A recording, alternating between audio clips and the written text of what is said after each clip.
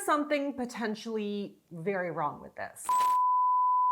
Hey everyone, I'm Abbey Sharp. Welcome back to Abby's Kitchen. TikTok has been buzzing about mukbang creator Jelly Bean Sweet. People are calling her the next Nick Avocado and attempting extreme eating challenges inspired by her videos. Her reach is also now so wide that OG creators like Trisha Paytas have claimed that she's been influencing her videos. Jelly Bean Sweets has influenced me to go to Taco Bell. She eats these grilled cheese burritos, and that's all I've been thinking about. But her content has taken some unsavory turns as of late, and there's been a lot of discussion about her intentions and goals. I typically avoid these corners of the web, but when I learned a bit more about what was going on, I was honestly shocked. But before we get into it, a quick reminder to definitely check out the description for my free Hunger Crushing Combo ebook and to check out my new podcast, Bite Back, on Spotify, Apple, or wherever you listen to podcasts. Okay, before we go too far, let's talk about today's sponsor, Element. So Element has been a key player in my supplement arsenal for a lot of years now.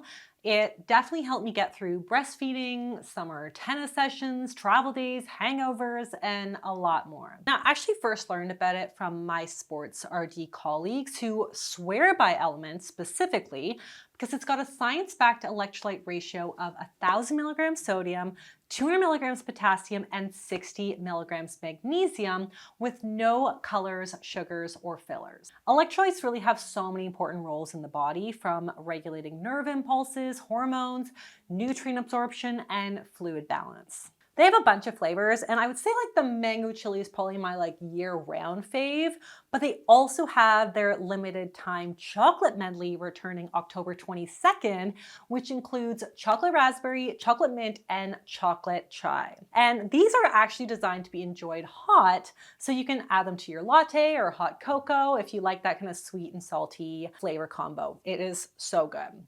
And the chocolate medley will be available only for a limited time, so definitely get in on it while you can. But right now, Element is offering my viewers a free sample pack with any order.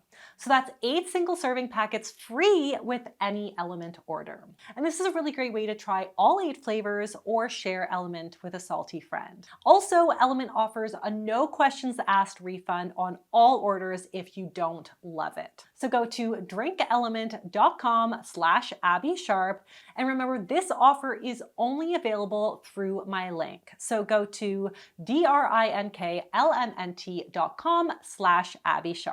All right, folks, buckle up. Like a lot of folks on TikTok, Jelly Bean Sweets started out doing dances. So pretty benign, nothing really problematic to see there. But then things began to shift. What started out as a few casual eat with me videos became these messy, saucy mukbangs that were so frequent you really would have to assume that they were happening at almost every meal. And fans ate it up. Some of them quite literally. Now, before we talk about Jelly Bean Sweets content specifically, I want to tell you about my problem with the whole mukbang trend. So the mukbang concept originated in Korea, where content creators would live stream their meal for other people to watch while they were eating, which basically simulated the effect of a shared meal. But social media influencers today have essentially just co-opted this concept into hedonistically watching people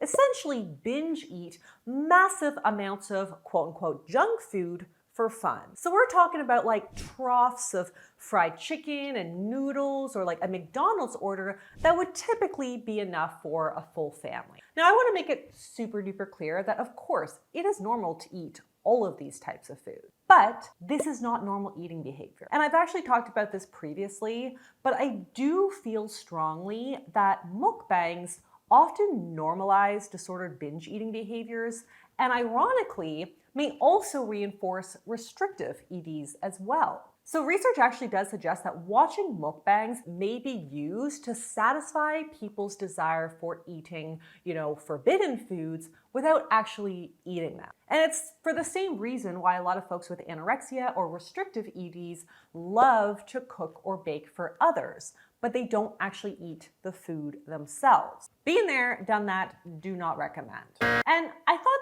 that was problematic enough, but it seems that in a world where everything can be exploited and or monetized, mukbangs may now be dipping into the controversial world of feederism.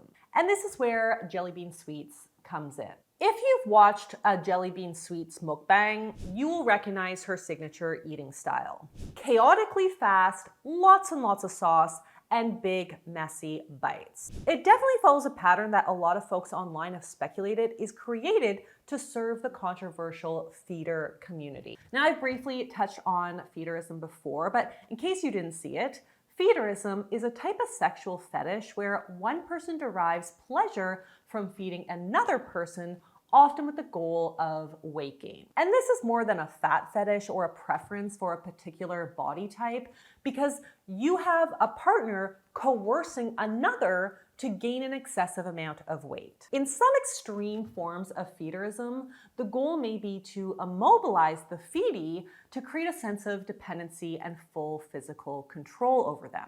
And then in the most radical end of the spectrum, we get death feederism, where the intent or the fantasy involves feeding someone to the point where it results in death due to obesity-related complication. Now, I never want to kink shame, but intentionally manipulating anyone else's body size, whether that is to shrink them or to make them fatter, can easily fall into abusive territory in my book. Like if we had a friend whose partner was withholding food from her specifically to get her to become as small and frail as possible, even if our friend consented to the deprivation, a lot of us would say, girl, you are being groomed, manipulated, and abused. So conversely, when someone is forcing their partner to gain excessive weight by unnatural means, it feels like it may be crossing an important line from consensual fetishism into dangerous and potentially fatal behavior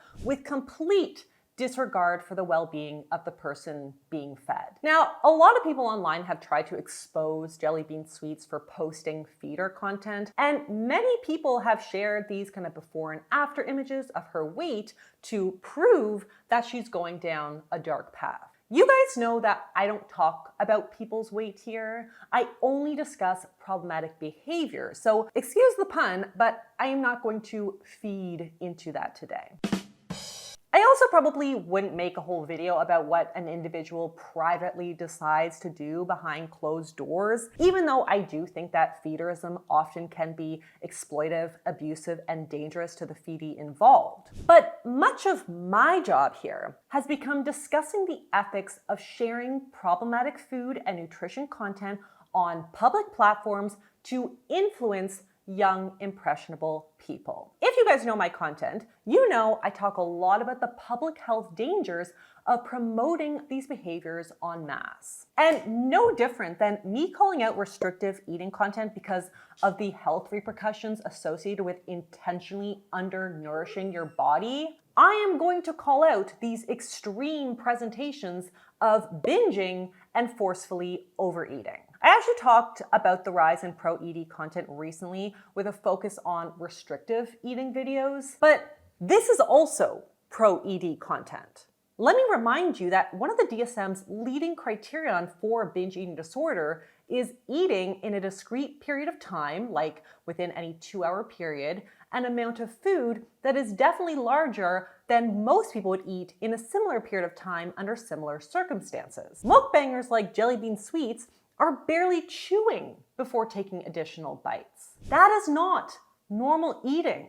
And I want to make it super duper clear that eating McDonald's on occasion is not going to endanger your life and absolutely can be compatible with normal balanced eating. But exclusively eating fast food and eating as much as you possibly can in under 10 seconds, not normal. And surely not even enjoyable when you eat so fast that you don't even chew. Now, whether or not this is feederism content, we don't know. But from my perspective, the potential feeders who are sending her money to reward her for making this content are not even the biggest perpetrators here. It's TikTok. TikTok and its unchecked algorithm is yet again reinforcing this girl's problematic behaviors by allowing it to reach a wide, impressionable audience and is probably paying her a shit ton of money each time she posts. It's up. So while of course this creator needs to take responsibility for what she's doing and what she's posting, she's an adult after all, she's also a victim of diet culture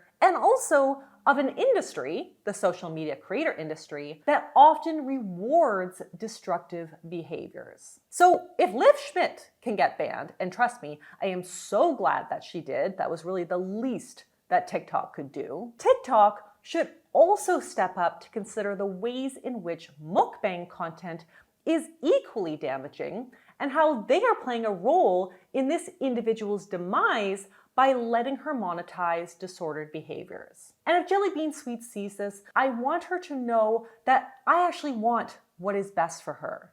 And I truly believe that getting banned from TikTok could possibly save her life. Well, that is it for me, guys. And I would love to hear your thoughts on this controversial topic, but I do ask that we keep it kind. I don't want to see anybody bashing Jelly Bean Sweets or talking about her body or talking about her weight gain. No, thank you. Let's hold those with the power responsible for allowing this content to thrive on an app that largely caters to young people. And on that note, I would love if you would share and like this video to spread the word, and also check out my new podcast, Bite Back. And I will see you next time on Abby's Kitchen. Bye!